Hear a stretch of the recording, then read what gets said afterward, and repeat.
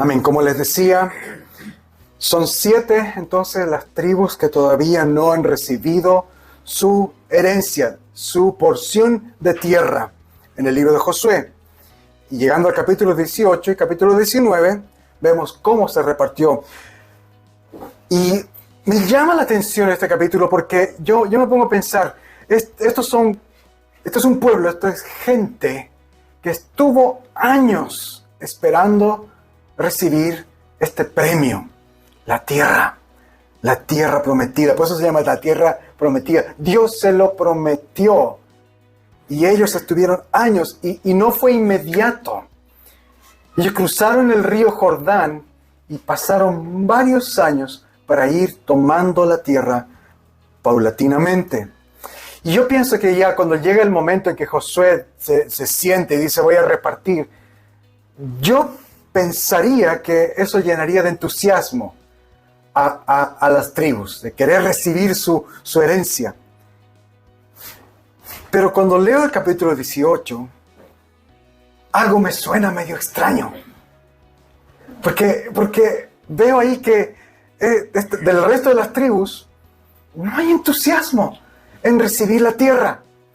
No hay eso que quizás tú y yo experimentaríamos si alguien nos dice se te va a aprobar el crédito para que compres tu casa. Yo creo que si algo así nos pasara o si pudiéramos llegar a comprar una casa, estaríamos contando los días para ir y vivir en esa casa nueva, ¿no es cierto? Hay una expectativa, pero no veo eso aquí. ¿Qué pasó? En el verso 3, Josué tiene que llamar a estas tribus y decirles estas palabras. ¿Hasta cuándo van a continuar con su negligencia? ¿Cuánto más se van a tardar para tomar posesión de la tierra que el Señor, el Dios de nuestros padres, les ha entregado? En lugar de ese entusiasmo, ellos estaban negligentes. No estaban tomando la tierra, no estaban haciendo acciones concretas para tomarla. Parece que se habían aletargado, parece que se habían agotado o simplemente se habían acomodado. No estaban haciendo lo que deberían hacer.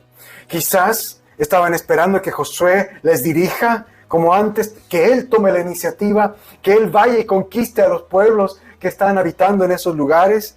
Pero Josué ya está viejo, ya está anciano. Él ya no puede salir a dirigir al pueblo en la batalla. La tarea de conquistar la tierra ahora recaía en los líderes de cada tribu. Y estos líderes no estaban haciendo nada. Y las tribus que lideraban estaban tranquilas con esa pasividad. Y en ese sentido es que ellos fueron negligentes. Y Josué tiene que decirles estas palabras. Pero el tema es que ellos no solamente están afectándose a sí mismos, ellos se han olvidado de sus hermanos. Recordemos que hay 2 tribus y media, los de Rubén, los de Gad y media tribu de Manasés, que habían recibido antes ya su promesa de la tierra, que Moisés se les había entregado, pero con una condición. ¿Recuerdan cuál era la condición? Que ellos tenían que acompañar a sus hermanos a conquistar toda la tierra prometida, y que una vez que toda la tierra esté conquistada, recién iban a regresar a sus casas a habitar. Entonces estas 7 tribus estaban siendo negligentes con sus hermanos, quienes estaban todavía con ellos esperando que se realice la conquista. Hay un montón de gente que no ha regresado a su casa, que se han perdido, por lo menos se calcula 7 años. 7 años. Imagínate perderte 7 años de nacimientos, de cumpleaños, de muertes, de aniversarios, de fechas importantes en tus familias. ¿Por qué? Porque estas tribus están negligentes. Ellos ya estaban anhelando volver a su casa, pero están retenidos porque hicieron una promesa de acompañarles hasta que tomen posesión de la tierra, hasta que reciban su heredad.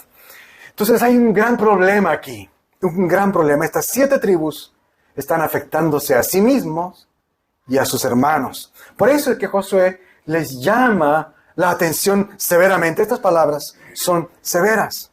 Y él les llama a la acción. Josué les dice, tienen que escoger 3 hombres de cada tribu. 3 por 7. Gracias, yo soy malo en matemáticas, necesito su ayuda. 3 por 7, 21. Entonces, 21 hombres a quienes Josué envía en un reconocimiento, nuevamente la misma estrategia de antes. Pero ahora la misión es diferente. Ahora estos 21 hombres, representantes de las 7 tribus, tienen que ir a hacer un mapa. Dividir ellos la tierra de forma equitativa en 7 partes. Y volver y reportar a Josué. Y esta fue una tarea grande. Esta es una tierra grande todavía. Pero es una sabia decisión de Josué. Porque así la responsabilidad de dividir no está en él, sino en estos 21 hombres. Él les dijo, muchachos, ustedes divídanla. Ellos no tienen derecho a decir esto para mí. Van a dividirlo en 7 partes iguales y Josué va a repartir esas 7 partes iguales a quien les toque, por medio de la guía del Señor. Pero no era una tarea fácil. El historiador judío Flavio Josefo dice que este estudio, estos 21 hombres, fueron expertos en geometría, que tuvieron que leer minuciosamente el terreno. Y cuando vemos cómo se repartieron las tribus, parece que hicieron una buena pega, porque hay una distribución bien equitativa en el tamaño de las tribus. Bueno, el punto es que estos representantes fueron y van con esta misión, distribuir la tierra en 7 partes. Y no sabemos, desde que Josué los envía en el verso 6 hasta el verso 9, cuando ellos regresan, no sabemos cuánto tiempo les habrá tomado, yo creo que meses. Pero ellos fueron y midieron los terrenos y al final volvieron con Josué, repartiendo las tierras en 7 partes. Ellos tuvieron que poner su fe en práctica, creer que Dios les iba a entregar esa tierra y dividirla. Y esto es un principio bíblico que está en todas partes. La fe tiene que ponerse en práctica. Como dice Santiago, la fe si no tiene obras está muerta. Ellos tuvieron que creer, esta tierra va a ser nuestra, pero tuvieron que hacer algo al respecto. ¿Te das cuenta? No era que ellos simplemente tenían que sentarse para que les caiga la tierra. Tuvieron que ir, tuvieron que reconocer, tuvieron que entrar, tuvieron que medir, tuvieron que ver la tierra. No fue fácil. Y el siguiente paso era después ir con sus ejércitos y expulsar de esos lugares a sus enemigos. La fe necesita ser demostrada con acciones. Creer en Dios se expresa en la obediencia a Dios. Eso es lo que estamos viendo en estos versos. Pero, ¿qué más? ¿Qué nos está enseñando aparte de este principio de poner la fe en práctica? Al leer el resto del capítulo y el capítulo 19, nos damos cuenta que estos 2 capítulos tratan del detalle en cómo se distribuyeron estas tierras. Hay un detalle preciso, nombres concretos de pueblos, de lugares. Y finalmente, al final de este capítulo 19, todas las tribus de Israel recibieron su heredad. La tierra prometida por fin es repartida. Esto no quiere decir que ellos ya están habitando. Todavía falta la segunda parte. Pero aquí es donde termina esta parte crucial de repartir la herencia. En términos de la fe, en términos de la legalidad, de las promesas de Dios, podemos decir que las promesas se han cumplido. El pueblo ya tiene su tierra.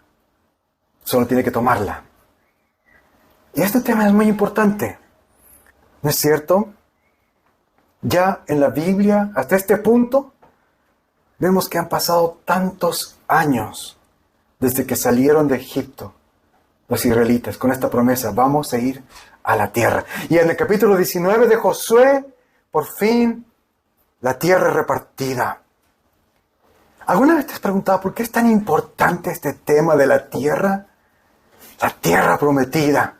Ese énfasis en tener esa tierra, que de hecho hasta el día de hoy, en todo descendiente israelita, en el pueblo judío, está todavía tan pegado en ellos el tema de la tierra. Tenemos que poseer esta tierra, es nuestra. ¿Por qué es tan importante el tema de la tierra en términos teológicos, en términos bíblicos? ¿Cuál es el mensaje de Dios con el tema de la tierra?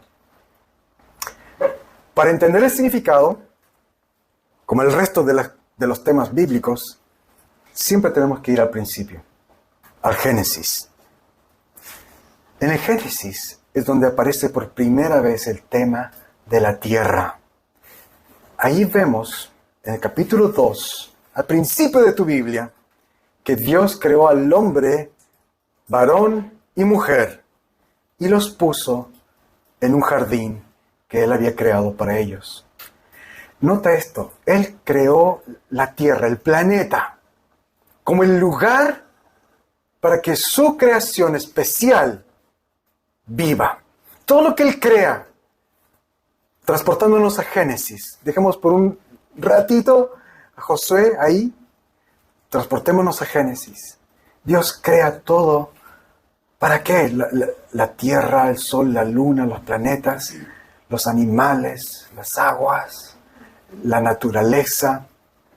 Todo eso lo crea para después culminar la creación con la creación de este ser tan especial, el ser humano.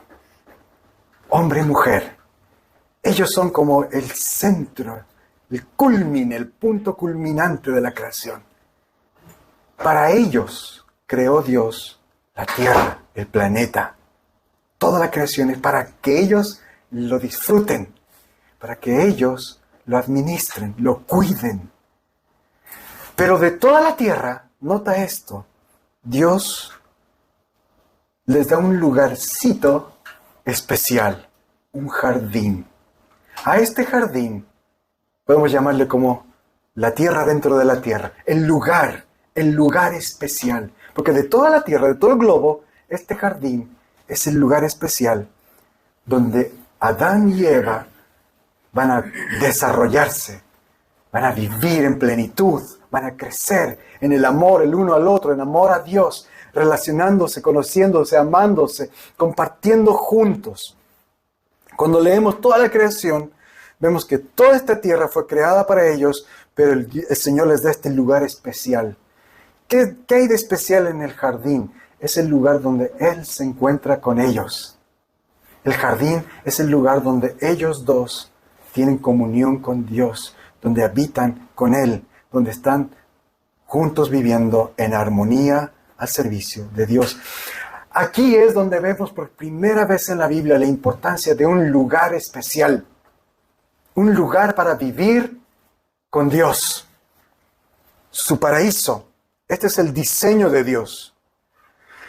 Y esta es la tierra que ellos recibieron. Se llama Edén, es un jardín, es el paraíso. Pero cuando ellos caen en pecado,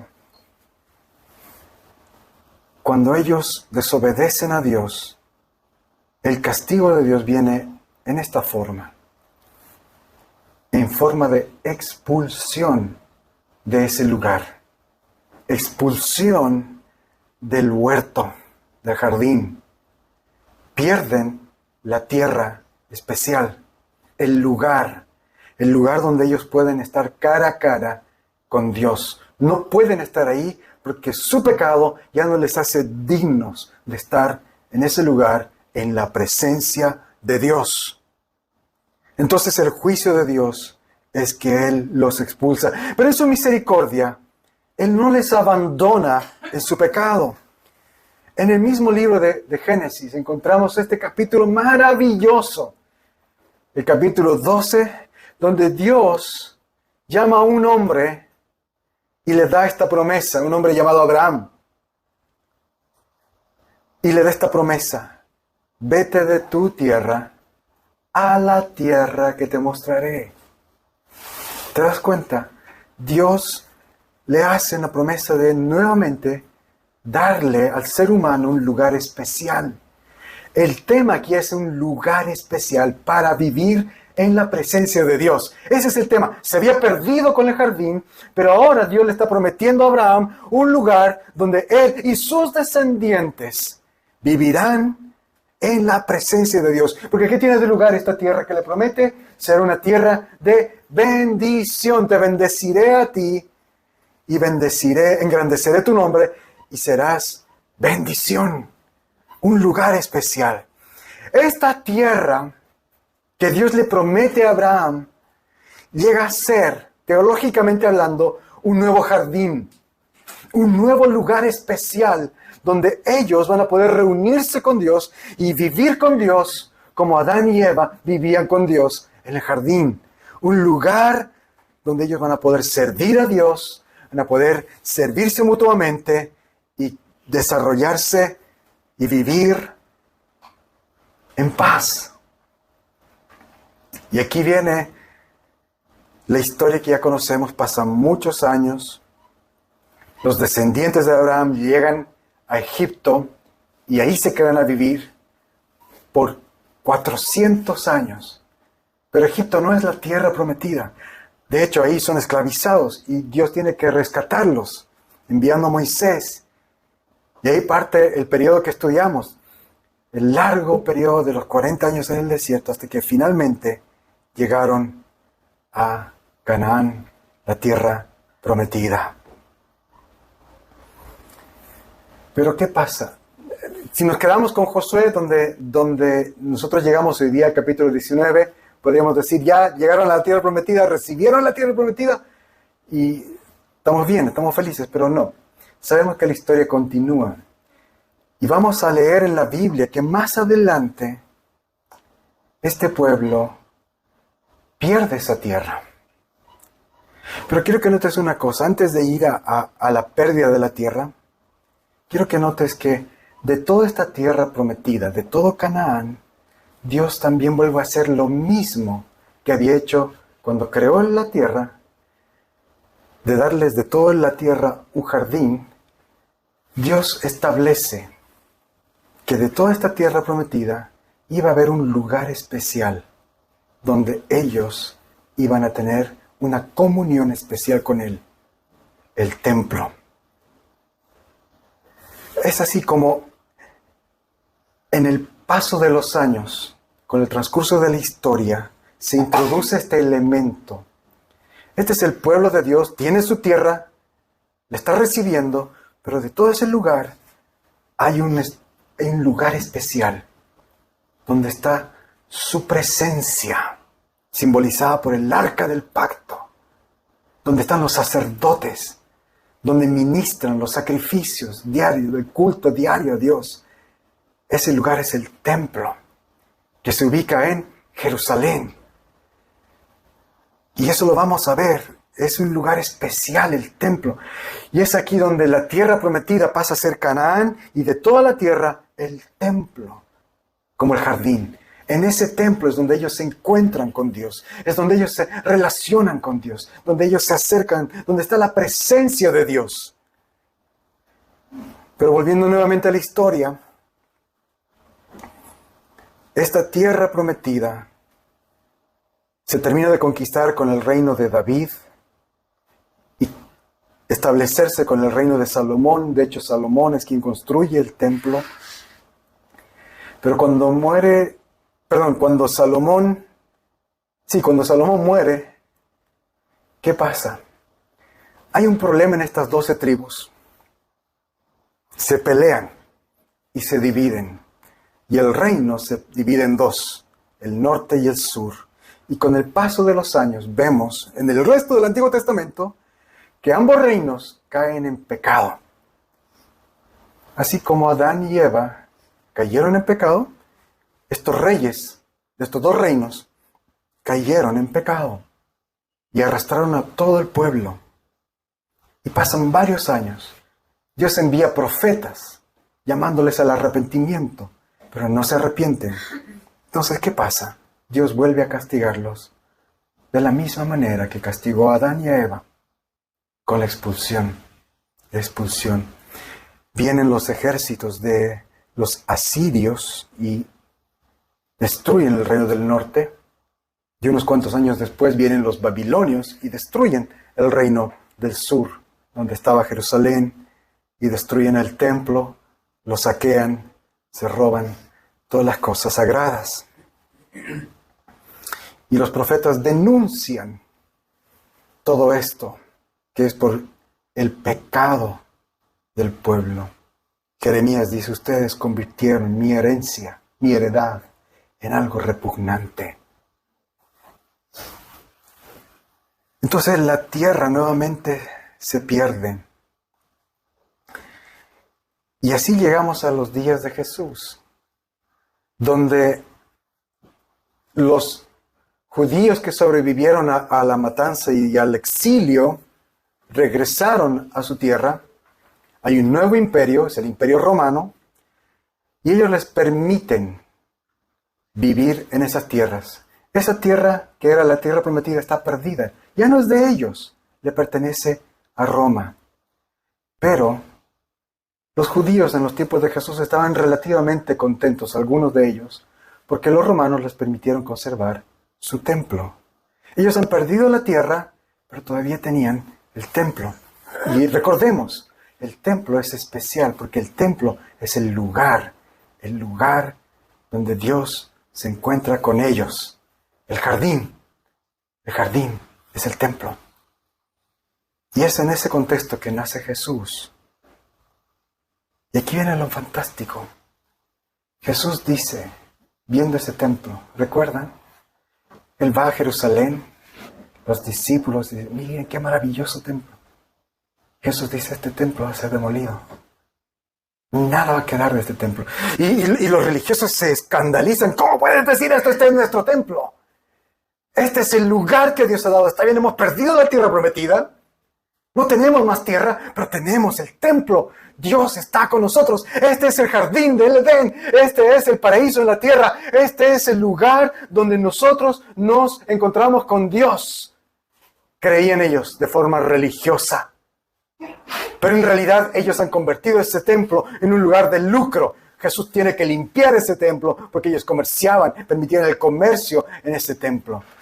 Lo decían como un orgullo nacional y porque era la fuente de sus ingresos. Pero en el fondo hace tiempo que los religiosos en los días de Jesús habían perdido ese anhelo, ese respeto, ese sentido de asombro, de realmente sentir, este es el lugar donde me encuentro con Dios. Para ellos era simplemente un tema religioso. Por eso Jesús dice, este templo ya no tiene más efecto. Ustedes lo han convertido en una cueva de ladrones. Y Jesús dice algo fantástico. Derriben este templo y en 3 días yo lo levantaré. Esas palabras de Cristo nos están enseñando algo sumamente poderoso, queridos hermanos. El verdadero templo. El propósito de Dios que desde el que creó el jardín del Edén, hasta que le prometió a Abraham, te daré una tierra, y que esa promesa motivó a Moisés, a Josué, a ir a ese lugar, a conquistar esa tierra, a repartirla, a hacer este trabajo de topografía, repartir la tierra, y que por tantos años estén fijados en esta tierra es importante. ¿Por qué? Porque aquí vamos a tener el templo, aquí vamos a tener la presencia de Dios. Todo eso, en realidad, apuntaba a que un día en ese templo, en esa tierra, iba a presentarse el Hijo de Dios y decir, aquí estoy. Destruyan este templo y en 3 días lo levantaré. El verdadero lugar de encuentro con Dios ya no es un espacio físico, un terreno, ni un edificio. Es Cristo, la persona de Jesús. Él es el templo. Cuando él dijo, destruyan este templo, Juan dice claramente que él se estaba refiriendo a su cuerpo. En el cuerpo de Jesús, que ellos mataron, que ellos crucificaron, que Dios después de 3 días lo levantó, lo resucitó. Es ahí, en ese cuerpo glorificado, en la presencia de Cristo, que tú y yo podemos adorar a Dios por fe. Cristo está presente hoy con nosotros en su iglesia por medio de su Espíritu Santo. No necesitamos de un lugar geográfico ni de un edificio para entrar en la presencia de Dios. Hermanos, lo que les quiero decir es que la tierra prometida es Cristo. Esa herencia que los israelitas en los días de Josué estaban tardando en recibir era mucho más importante, porque esa tierra que ellos no estaban queriendo tomar apuntaba al Hijo de Dios, al Hijo de Dios. Y yo me pregunto, ¿cuántos de nosotros somos tentados a tener la misma actitud que los israelitas? Tenemos a Cristo, tenemos a Jesús, tenemos su palabra a nuestro alcance. Y así como ellos fueron flojos y negligentes en querer tomar la tierra prometida, ¿cuántos cristianos somos negligentes y no nos encontramos con Jesús diariamente por medio de la oración, de la lectura? Cuando descuidamos nuestra vida devocional, cuando no estamos conscientes de que estamos en su presencia, estamos caminando y pisando tierra santa, porque estamos en presencia de Cristo. Tú y yo, hermanos, andamos cada día, estemos en Chiguayante, en Concepción o donde sea. Si estamos en Cristo, estamos andando en tierra santa. Estamos en la presencia de Dios. No es que tenemos que ir a un lugar geográfico, sino que el Espíritu, la presencia de Dios ha venido a nosotros. Es por eso que cuando Jesús murió, ¿qué pasó con el velo? Esa cortina grande y pesada que separaba el templo, que cerraba el templo. Se partió. Es una forma gráfica de Dios que Dios mostró diciendo, ahora mi presencia no está limitada a este templo, se abre a todos, en todas partes. Querida iglesia, la verdadera tierra prometida es Jesús. Y quiero animarles hoy que, bueno, no hoy día, mañana que celebramos esta tierra hermosa de Chile, que vamos a estar celebrando también el próximo domingo en nuestra fonda, dando gracias a Dios. Demos gracias a Dios por esta tierra, que les vio nacer a ustedes y que nos recibió con tanto amor a nosotros. Debemos ser agradecidos por esta tierra. Debemos ser agradecidos por tener la oportunidad de vivir acá.